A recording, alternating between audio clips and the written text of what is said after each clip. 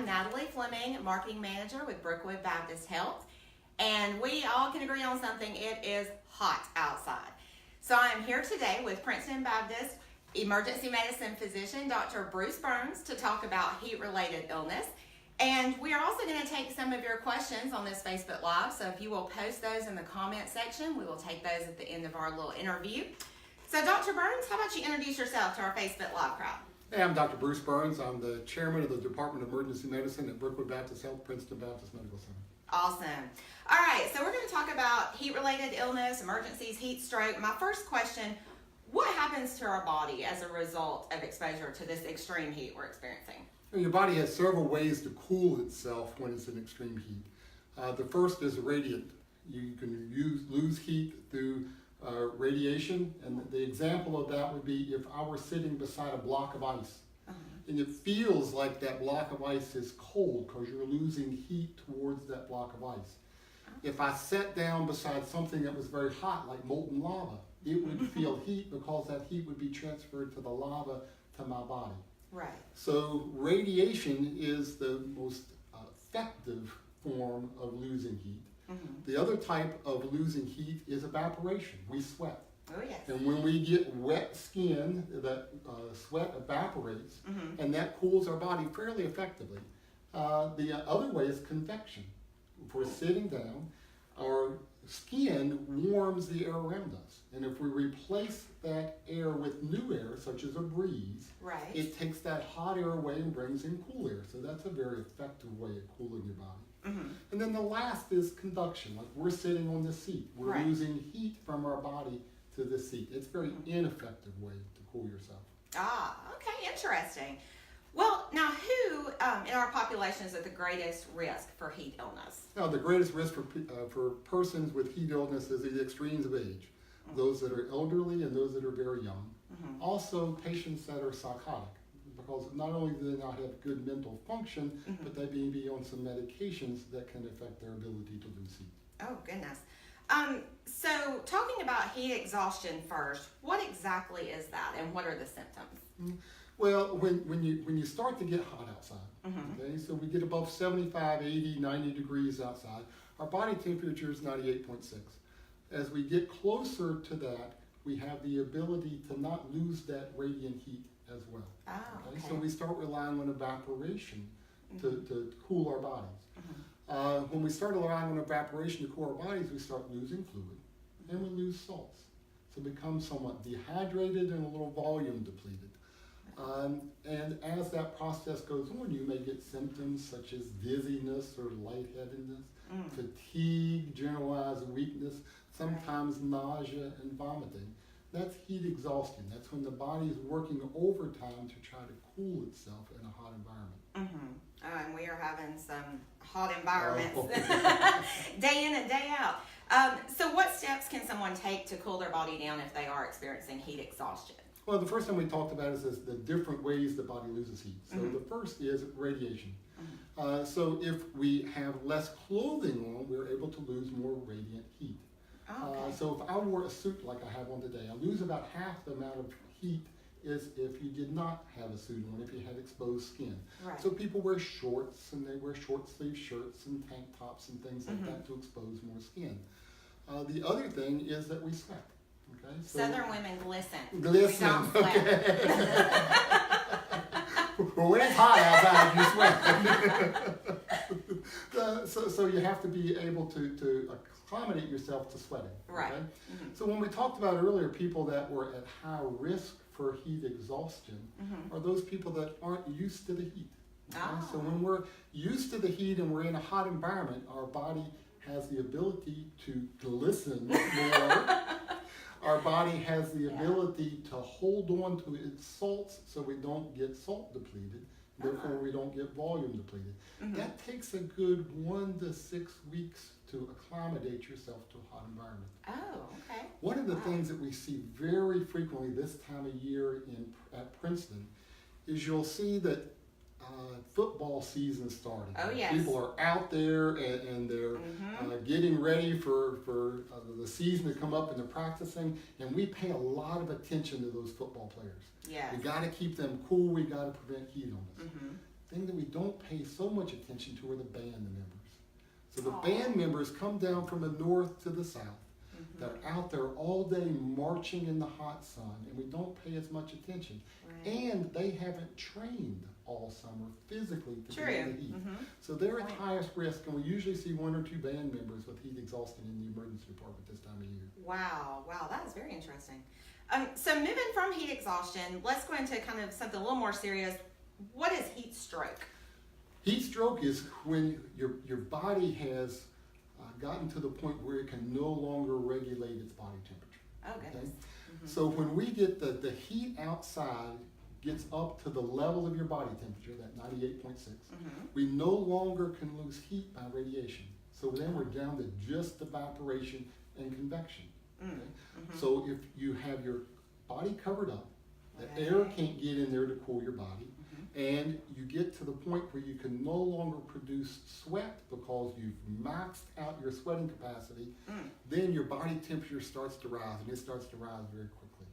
And when it gets above about 104 degrees, then your brain starts shutting down. And heat stroke, by its symptoms, because it mimics a stroke, is that you have an altered mental status. You have sometimes seizures as well with an elevated body temperature. Goodness. So seizures, and that's some of the warning signs. What should someone do, say if they're having some of these symptoms of a heat stroke? What's the first thing they should do? If you have somebody that's been in a hot environment, okay, that has a seizure and is no longer sweating, you're right off the bat, you're thinking heat stroke. Okay. And keep in mind, a lot of things mimic heat stroke. True strokes mimic heat stroke, and that's why it has that name. The thing that you've got to do is rapidly cool that body within 30 minutes. So at the scene, you've got to start cooling that body. What we need is you need to remove clothing. Okay. The most effective way to cool somebody is to immerse them in ice water. That's not very practical. No. A small child that just had a seizure from too much heat, we can get them in ice water. We can protect them. An adult, to get them in ice water, that's very difficult to do. So you can bathe them in ice water, you can pack them in ice water, you can put, even if you don't have any ice buckets or water or things like that, you can expose the skin, start fanning the body to try to cool the body, because you want to cool it as rapidly as possible. So kind of like a stroke, where we say time matters, similar situation here. Time matters to cool the body. Time matters on the brain. That is very interesting. It seems like today everybody's taking medication. Somebody's taking something for something, or lots of somethings for something. Can medications increase the risk of these heat-related illnesses? Definitely, and it's prescribed medications as well as recreational medications. Okay? Prescribed medications, the blood pressure medicines, such as the diuretics that causes you to lose fluid, so you're less volume to start with. You have less fluid to sweat. The beta blockers can interfere with your ability to sweat, which are heart medications or blood pressure medications. Right. The other ones are the ones that have anticholinergic effects, such as antihistamines, like Benadryl, things like that over the counter, or the allergy medications. The other things that can cut down your ability to sweat are the antipsychotic medicines, and that's where we talked about the patients with psychiatric illness earlier. Right. It's sometimes they're medicines that keep them from having the ability to cool their body. And then we've got the recreational things, guys. Alcohol is probably one of the worst that we see. The other things that interfere with it are things like amphetamines, which is ecstasy or Molly or methamphetamines. Those decrease your body's ability to lose heat. Wow, very interesting. We got one more question, and then we're going to take some questions from our Facebook audience. So we've got probably 2 or 3 more months of this summer nonsense. Christmas at maybe 80 degrees, who knows? Well, how can people protect themselves right now when we're in these extreme temperatures? Well, prevention is the whole key to this. We prefer to prevent heat exhaustion and heat stroke than we would to treat it. Right. Okay? So the first thing is stay cool, stay inside. If you don't have to be outside, stay inside.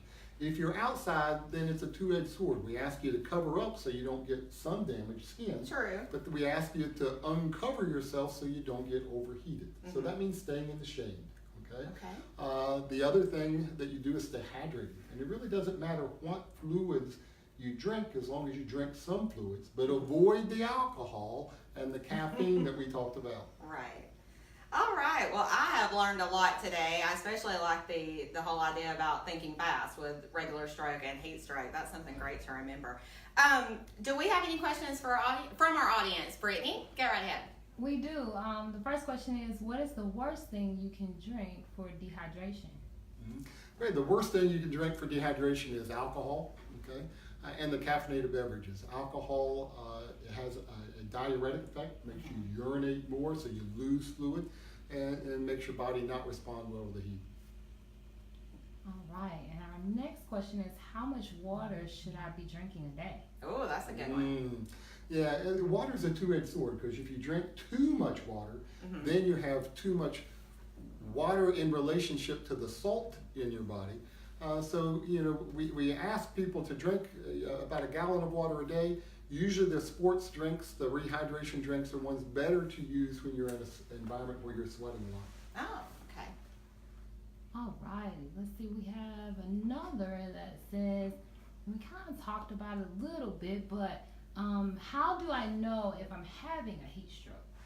If you're having a heat stroke, you're probably not going to know, because you've got CNS changes, you've got an altered mental status, and a seizure, okay? So the heat exhaustion is where you want to catch this before it prevents the heat stroke. So when you're in the heat and you start getting fatigued, maybe irritable, a little nauseated, those are the times to get into a cool environment. There's two different types of heat exhaustion or heat stroke. One is exertional.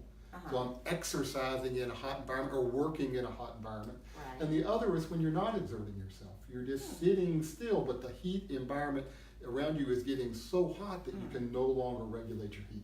So you can even get heat exhaustion and heat stroke just sitting at the beach, Wow. in a hot environment. Maybe I need to go to the beach and test that theory. We have one more that came in. What is in a sports drink that's good for you when you're sweating a lot? Salts are in the sports drink, okay? So sodium is the big thing in salt. It's in the sports drink that's not in just regular water. So that's why we have a balance of water and salts in the sports drinks.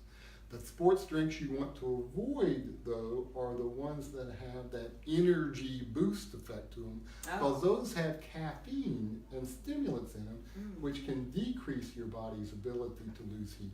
Oh, yeah. So you would kind of be hurting yourself while you're trying to help That's yourself. right. Is that all we have from Facebook, Brittany?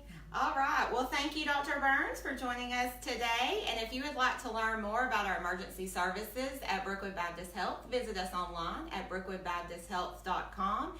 And you guys stay cool out there, and we'll see you next time. Bye-bye.